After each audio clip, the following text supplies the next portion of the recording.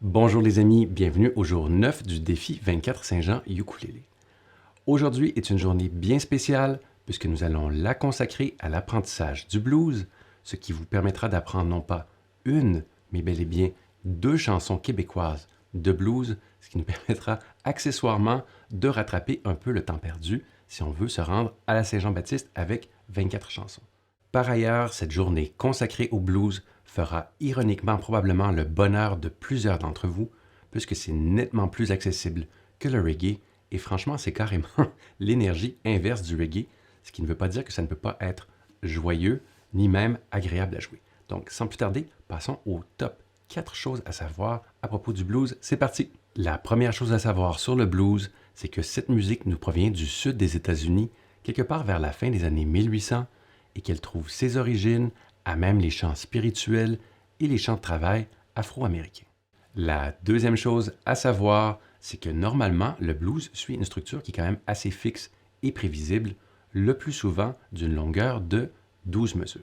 La troisième chose à savoir, c'est que dans une chanson de blues, vous retrouverez presque exclusivement des accords septièmes, mais surtout, vous retrouverez la fameuse gamme blues, c'est-à-dire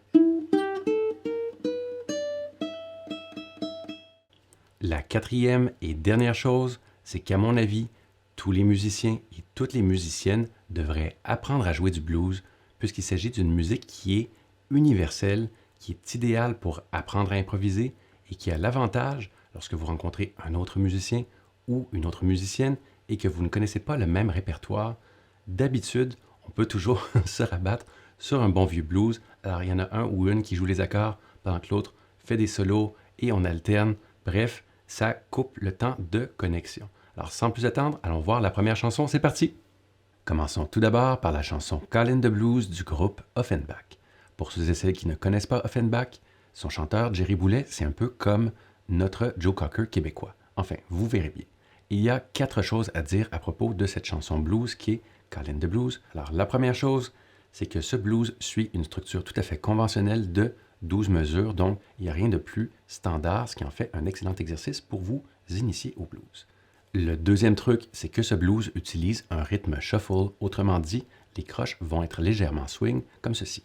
1 et 2 et 3 et 4, plutôt que 1 et 2 et 3 et 4. Et il y a vraiment un espèce de swing. Comme le galop d'un cheval. Voilà. Troisième chose, c'est que c'est un slow blues. En fait, c'est le candidat ou la chanson idéale pour vous initier, encore une fois, parce que tout se passe très lentement, même dans la version originale, ce qui va vous laisser amplement le loisir d'apprendre les changements d'accords et de chanter tout votre blues. Dernier truc, c'est pas si commun au ukulélé, c'est plus un truc de guitare, mais comme vous risquez de jouer avec des guitaristes, ce blues, et donc cette chanson est en E ou en Mi, c'est selon. Donc, c'est un blues en Mi si jamais vous voulez communiquer avec d'autres musiciens. Voyons maintenant les 6 accords dont vous aurez besoin afin de jouer cette structure de blues en 12 mesures qui fait office d'introduction, de progression pour les couplets, même chose pour les solos. En fait, ça fait presque tout, sauf la toute fin, également appelée outro. Donc, on commence avec un accord de E septième. Je vais m'approcher un peu. Alors, le premier accord, c'est un accord de E septième. Normalement, vous devriez déjà le connaître, mais au cas où. Alors, premier doigt, première case, quatrième corde. On ajoute deuxième doigt, deuxième case, troisième corde. La deuxième corde est à vide et on rajoute votre troisième doigt à la deuxième corde, pardon, deuxième case, première corde comme ceci. Et ça donne ceci. Contrôle de la qualité. On remarque qu'il y a un léger pivot pour s'aider à placer les doigts, idéalement le plus près des frettes possible. Voilà. Pour E septième. Ensuite, prochain accord, A septième. Alors, on a déjà vu celui-là aussi, c'est très facile. Essentiellement, premier doigt à la première case sur la troisième corde et toutes les autres cordes sont à vide. Donc 0, 1, 0, 0. Voilà pour A septième. Pour ceux et celles qui sont un peu plus avancés, on se rappelle qu'il existe une autre version de A septième qui est très agréable, c'est-à-dire 2, 1, 3. Donc 2, 1, 3 comme ceci. Mais ce n'est pas obligatoire, celle-ci convient parfaitement bien, elle est très simple. Prochain accord, alors un accord de B septième, encore une fois, ça se fait de plusieurs façons, mais la plus facile, ça ressemble exactement à un E mineur que vous connaissez déjà. 0, 4, 3, 2, 0, 4, 3, 2, comme ceci. Alors, on soulève tout ça d'un bloc et on déplace d'une corde vers votre visage, ce qui fait donc 4, 3, 2, 0. Alors, troisième doigt, quatrième case, quatrième corde. Deuxième doigt, troisième case, troisième corde. Premier doigt, deuxième case, deuxième corde et la corde à vide, donc B7e. Très bien. Ensuite, l'accord de C n'a pas besoin de présentation, 0, 0, 0, 3, avec le doigté qui convient le mieux à ce que vous êtes en train de jouer. Dernier accord, mais non le moindre, le D7e hawaïen, donc Ré7e pour les intimes. Alors, le plus facile, c'est de faire 2, donc vous placez votre deuxième doigt ici, deuxième case, quatrième corde, la corde à vide, donc 2, 0, 2, 0. Contrôle de la qualité. Si jamais vous remarquez que la corde ici ne sonne pas, elle est étouffée, c'est probablement parce que vos doigts ne sont pas suffisamment sur le bout. Alors, vraiment avoir un beau pli au niveau des phalanges, pas quelque chose qui est plus comme ça, c'est vraiment aller chercher ça et il faut appuyer idéalement sur le bout du doigt, ce qui fait que vous devriez normalement avoir au moins dans la main sur le manche des ongles relativement courts, sans quoi vous vous rajoutez des difficultés inutiles. Enfin, c'est mon opinion. Ok, très bien. Passons maintenant au niveau de la progression, donc les changements d'accords pour voir si c'est quelque chose de spécial. Alors, de E7e, on y reste pendant un certain temps. Très bien. Ensuite, on passe au A7e. Alors, le plus facile, il y a deux options. Soit vous soulevez tout ça et vous gardez le deuxième doigt en place et vous glissez. Ça se fait très bien. Ou encore, comme ceci, à A7e. Ça nécessite un changement de position. Ça se peut que vous n'aimiez pas. Le plus souvent, ce que les gens vont faire plutôt, c'est simplement venir placer le premier doigt ici et soulever les autres. Alors, simplement s'entraîner à déplacer votre premier doigt et à soulever les autres comme ceci, tranquillement. Donc, c'est le passage de E7e à A7e et ça tombe bien parce qu'on revient à E7e après avoir fait E7e. On reste encore là, c'est bon. Ensuite, on revient à A7e, donc ça nous donne une autre occasion de pratiquer. Très bien. Et on revient à E7e. Décidément, on reste une autre fois. Attention maintenant, le passage à B7e. Alors, pour ce faire, il va probablement falloir soulever et pivoter. Ben, j'exagère le mouvement, mais c'est l'idée parce qu'on se rappelle qu'on avait la porte un peu ouverte afin d'aider la position du E7e. Alors, pour le B7e, moi, ce que j'aime bien faire, c'est venir poser mon troisième doigt tout d'abord et les autres suivent. C'est un peu comme le guide. Voilà. Alors, vous vous entraînez tranquillement à faire ce passage que vous ferez des centaines et des centaines de fois lorsque vous jouez du blues. Ok, super. À B7e, on va aller jouer un C. Alors, pour le C, comme on est déjà ici, moi, je vous propose d'utiliser votre second doigt. Il est déjà à la bonne case, ça évite. Vous voyez, ce que je cherche à faire, c'est d'éviter les changements de position non nécessaires. Quoique, si c'est pour un effet cool, ça se peut que je fasse une exception. Donc, B7e vers C. Très bien. Passons ensuite, à partir de C, on s'en va où? On s'en va sur un accord de D7e. Alors, c'est peut-être là où vous auriez préféré avoir le troisième doigt, afin de n'avoir qu'à déposer les deux autres. Encore une fois, c'est pas une science exacte, hein? Tous les coups sont permis au ukulélé, c'est l'anarchie. Non, mais il n'y a pas de règle. Ce qui est important, c'est que vous essayez des trucs, puis vous allez trouver ce qui fonctionne pour vous. Moi, je vous donne des options, c'est mon travail. Voilà. Super. Alors, moi, j'aime bien de ne pas avoir à bouger beaucoup, mais ça fonctionne également avec le deuxième doigt. C'est juste un peu plus d'effort. Alors, vous verrez ce qui vous convient. Dernier truc, je pense, une fois qu'on est rendu au D7e, on revient au E7e. Donc, alors ça tombe bien, on va glisser ici en première position et on vient déplacer, voilà. Et D7e. Alors, pour ceux et celles qui recherchent l'efficacité optimale, peut-être que ce que vous allez aimer faire, c'est faire votre D7e avec ces deux doigts-ci, afin de n'avoir qu'à aller déplacer cette forme. Encore une fois, il n'y a pas de bonne ou de mauvaise façon de faire, du moment que ça fonctionne pour vous. Ok, très bien. Au E7e, on revient une fois plus au A7e et ça complète l'intro. On va parler maintenant de rythme. C'est parti. Bonne nouvelle, pour ce qui est de la rythmique, vous pouvez faire à peu près ce que vous voulez, tant et aussi longtemps que vous conservez ce feeling de croche swing, donc 1 et 2 et 3 et 4. Ça peut même être simplement des coups vers le bas, comme par exemple, donc 1, 2, 3, 4, 1, 2.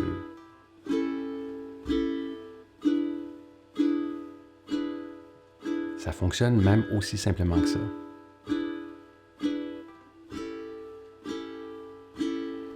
Alors voilà, pour la version la plus simple, c'est une rythmique où tous les coups sont vers le bas. Une fois que vous êtes à l'aise avec la rythmique de base, je vous recommande d'essayer la rythmique bas, bas, haut, bas, haut, bas, haut, comme ceci. Donc.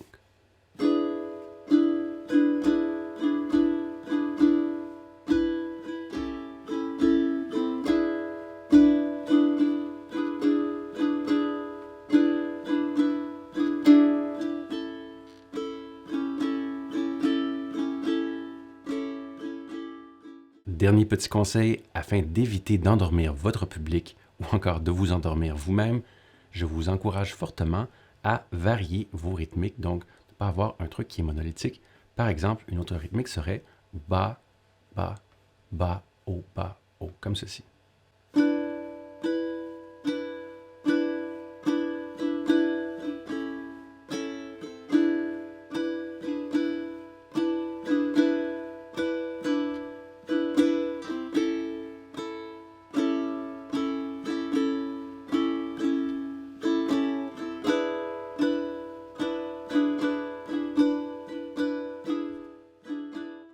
Pour ce qui est de l'outro, c'est-à-dire la section qui est à la toute fin, vous avez une liberté complète puisqu'il s'agit d'une section complètement improvisée.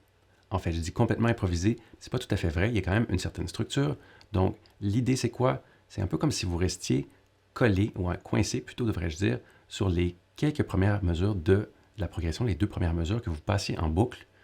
Et lorsque vous en avez assez de passer le tout en boucle et de faire des variations sur Call in the Blues avec des appels et des réponses, vous passez à la fameuse section « Ma blonde a sacré le camp, rien que toi, pour passer le temps. » Alors, tout ça, c'est un prétexte pour faire monter l'intensité jusqu'à ce que vous sentiez prêt et prête à faire la finale. Passons maintenant à la deuxième chanson du jour, c'est-à-dire « J'entends frapper » par Michel Pagliaro, également connu sous le nom simplement de Pagliaro, ou encore pour les intimes, vous pouvez carrément y aller juste avec Pag. En fait, c'est comme ça, c'est pas moi qui décide. Pour ceux et celles qui ne connaissent pas Pag, justement, alors c'est un rocker, c'est un peu l'équivalent québécois de Johnny Hallyday. En fait, c'est mon opinion, j'espère que je n'ai pas offensé qui que ce soit. Je trouve que ça se ressemble en termes d'énergie. Alors, à propos de ce blues, donc comme c'est un rocker, c'est pas un blues aussi blues que Call in the Blues. Donc, il y a 4 trucs à savoir. Alors, tout d'abord, c'est un blues qui a 16 mesures, alors plutôt que 12, donc c'est pas une structure conventionnelle à ce niveau-là. Les croches, pour leur part, sont tout à fait droites, donc ce n'est pas des croches shuffle comme dans Call in the Blues, donc la rythmique va être légèrement différente. C'est un peu plus rapide, c'est un peu comme une chanson qu'on écouterait, par exemple, je sais pas moi, en voiture, particulièrement compte tenu des paroles. Alors quand on fait beaucoup de route, il faut mettre cette chanson, particulièrement l'été, si vous avez une décapotable et qu'il fait beau, c'est vraiment recommandé.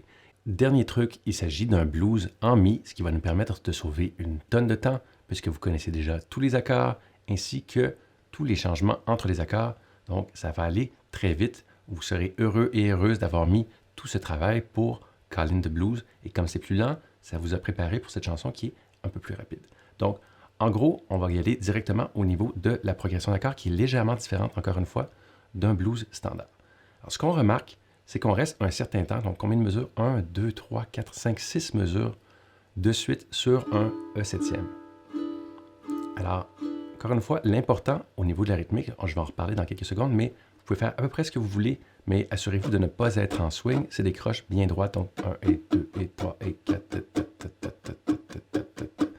Si vous voulez avoir une idée de quoi ça a l'air, et vous devriez d'ailleurs faire ça également pour Call in the Blues, étouffez vos cordes et tentez juste de suivre la rythmique de base toute la durée d'une chanson juste pour vous mettre dans le beat. Ça devrait bien vous préparer à jouer avec différentes rythmiques.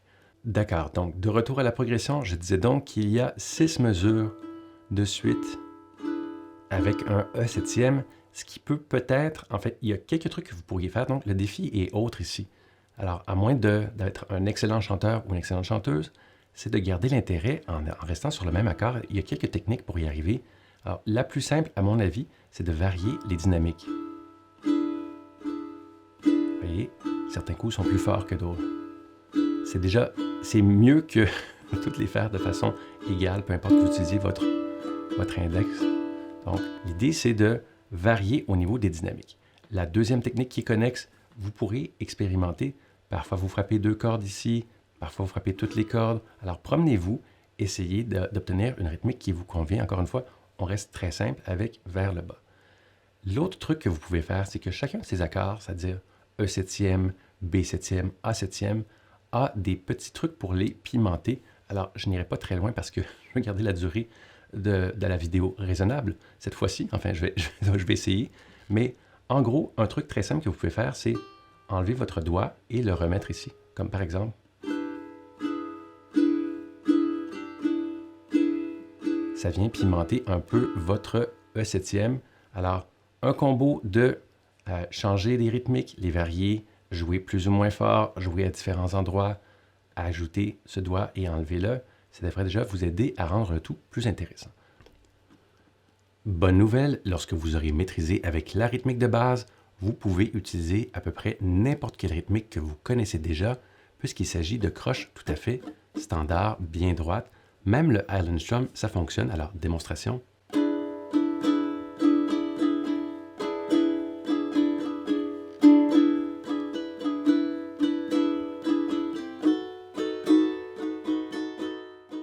Si vous en avez assez du Island Strum, encore une fois, vous pouvez faire à peu près n'importe quoi, tant et aussi longtemps que vous demeurez avec un rythme qui est en croche bien droite, tout à fait des croches régulières. Ça pourrait vouloir dire, par exemple, d'ajouter des éléments percussifs, comme le chuck, par exemple. Ça fonctionne très bien, quelque chose peut-être comme ceci.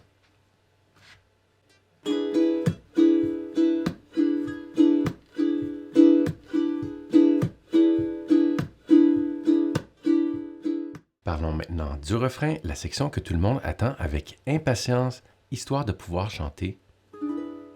J'entends frapper. Alors, comme vous le voyez, ça commence sur un A septième et on va tenir ce A septième pour 2 mesures. Donc, encore une fois, ça demeure quand même assez long pour un même accord. Je vous invite à pimenter le tout en faisant des peut-être variations au niveau du volume, donc de la dynamique. Peut-être également en ajoutant un petit truc. Alors, vous pourriez osciller entre le A septième et le A régulier. Ou encore osciller avec l'autre A septième qu'on a vu. Donc,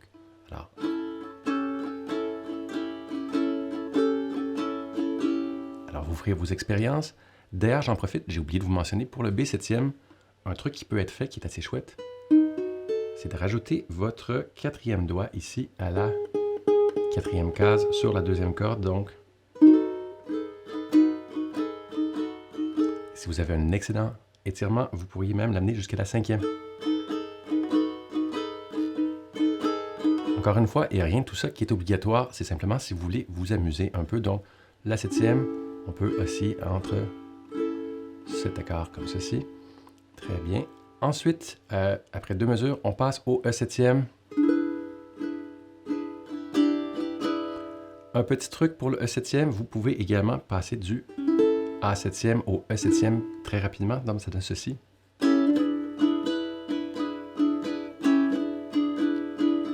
Là, évidemment, je joue le tout en croche swing. On s'entend que dans ce cas-ci, j'ai le blues en moi. Il ne faut pas m'en vouloir. Alors, dans ce cas-ci, ce sera en croche bel et bien droite. Donc, A septième de mesure, E septième de mesure, B septième de mesure. Donc, on peut rajouter la petite variation ici. E septième de retour pour 2 mesures. Alors, la 2e mesure, pour presque tous les refrains, sauf le dernier, il y a également un punch. Donc, autrement dit, on joue l'accord et on bloque, ce qui annonce le retour au couplet. Alors, on voit qu'à la fin du couplet, on fait un punch pour annoncer le refrain et vice-versa. Donc, la seule autre chose à dire peut-être au niveau de la structure, c'est pour le dernier refrain. En fait, je vous ai un peu menti, il ne faut pas trop m'en vouloir. Il y a un nouvel accord qui n'est pas si nouveau dans cette section, c'est l'accord de G qu'on connaît déjà tous et toutes. 0, 2, 3, 2. Alors, voilà. Alors, quelle est donc la différence avec le dernier refrain par rapport au refrain précédent? La première chose, comme je vous le disais il y a quelques instants, il n'y a pas de punch sur le E septième puisqu'on fait tourner en fait deux refrains en boucle, back-to-back, comme on dit en bon québécois. Alors, un à la suite de l'autre. Et on termine avec la phrase « Ce n'est pas seulement la chance qui nous fera gagner ». Alors, cette petite variation où on rajoute le G sert à cette phrase-là uniquement Et même qu'en spectacle, il n'est pas rare que Pagliaro, en fait, c'est ce que vous verrez sur le diagramme, fait tourner. Ce n'est pas seulement la chance qui nous fera gagner. Répète ça quelques fois avant de conclure sur le E7e. Donc, en gros, au niveau de la progression, donc j'entends frapper et tous veulent partager E7e. Ce n'est pas seulement la B7e chance qui les ait amenés, pardon, E7e. On répète tout de suite, j'entends frapper, mais je n'ai rien oublié. 1, 2, c'est sous-entendu évidemment. Ce n'est pas seulement la chance. 1, 2, G, 1 qui nous fera 1, 2, 3, 4 et 1, 2, 3. En terminant, j'espère que ce tutoriel vous a plu et si jamais vous êtes intéressé à en apprendre davantage à propos du blues, je vous invite à faire le tour de mes capsules Ukulele Aerobics qui contiennent quand même plusieurs exemples de petits licks ou de petites phrases d'improvisation blues et même des suggestions de pistes d'accompagnement. Enfin, vous verrez ça dans les liens ou sur ma chaîne si vous ne l'avez pas déjà fait. Par ailleurs, j'espère fortement que vous chanterez ces 2 chansons de blues, de préférence en groupe, peut-être même avec d'autres musiciens, peut-être des percussions, mais quoi qu'il arrive, il faut les chanter à tue-tête. J'en profite au passage pour faire toutes mes excuses auprès de vos voisins, quoique en réalité, lors de la Saint-Jean-Baptiste, c'est tout à fait permis de chanter plus fort à mon humble avis. Sur ce, j'ai hâte d'entendre vos versions et on se voit demain. Bye!